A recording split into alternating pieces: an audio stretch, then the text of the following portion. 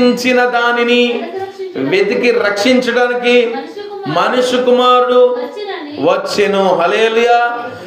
ఏం నశించిపోయిందయ్యా? ఏం నశించిపోతుందయ్యా? మనిషి యొక్క ఆత్మ నశించిపోవడం యేసయ్యకి ఇష్టం లేదు. అందుకే నశించిన దానిని వెతికి రక్షించడానికి వస్తున్నాడు. యేసు ప్రభు చాలా ఉపమానాలు చెప్పారు. అండ్ తప్పిపోయిన పడిపోయిన నాణ్యం కోసం వెతికాడు యేసయ్య.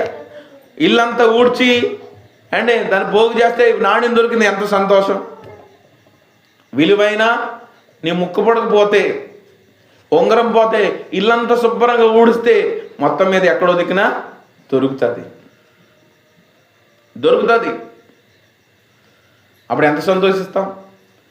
పడిపోయిన నాణ్యం, తప్పిపోయిన ఒక గొర్రె, 99 గొర్రెలను విడిచిపెట్టి అండ్ ఒక తప్పిపోయిన గొర్రె పిల్ల కోసం యేసు ప్రభు వెళ్ళలేదా? కాపరి వెళ్ళడా? వెళ్ళి వెతుకుతున్నాడు. మున్ని మున్ని అన్నాడు. పేర్లకు పిలవగలరు కదా యేసయ్య.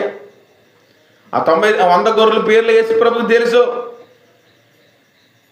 దానిలో తప్పిపోయిన మున్ని, ఆ మున్నిని మున్ని మున్ని అని వెతుకుతుంటే ఆ కొండల్లో రీసౌండ్ వస్తుంది. మున్ని మున్ని మున్ని మున్ని.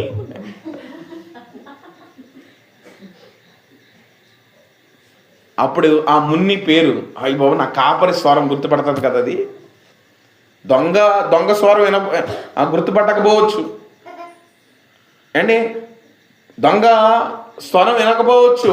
కానీ ఎవరు వాయిస్ గుర్తుపడుతుంది? కాపరి యొక్క వాయిస్ గుర్తుపడుతుంది. రాత్రి ఆన్లైన్ ప్రేయర్కి వెళ్ళి, బేతేలు ప్రేయర్కి చర్చికి వెళ్ళి ఆన్లైన్ ప్రేయర్కి వెళ్ళి వచ్చాను. మాస్టర్ డోర్ కొడుతుంటే ఆమె ఏమంటుంది తెలిసింది? అండి అంటుంది. నేనే అన్నాను. అప్పుడు వెంటనే తీసింది తలుపు. లేకపోతే భయం కదా, వాయిస్ గుర్తుపట్టింది కాబట్టి తీసింది. కాబట్టి ఇంకోటి చెప్పో అన్నాను అనుకో, అయ్యి బాబు ఎవడో వచ్చేసాడు అని వెంటనే ఫోను ఎస్ఐ గారికి వెళ్ళిపోద్ది, లేకపోతే పక్కన ఉన్న పోలీస్ స్టేషన్కి వెళ్ళిపోద్ది, పక్కన ఉన్న రూతమ్మకి వెళ్ళిపోతుంది. దేవునికి స్తోత్రం. నా మాట గుర్తుపెట్టింది కాబట్టి టక్కుమని తలుపు తీసింది. హల్లెలూయా. మరి తలుపు కొట్టే వాళ్ళందరికీ తలుపు తీసేస్తుంది. హల్లెలూయా. కనుక స్వరం వినపడిన తర్వాత, హల్లెలూయా, స్వరం వినపడిన తర్వాత స్వరాన్ని గుర్తుపడుతుంది. అదేమంటుంది తెలుసా?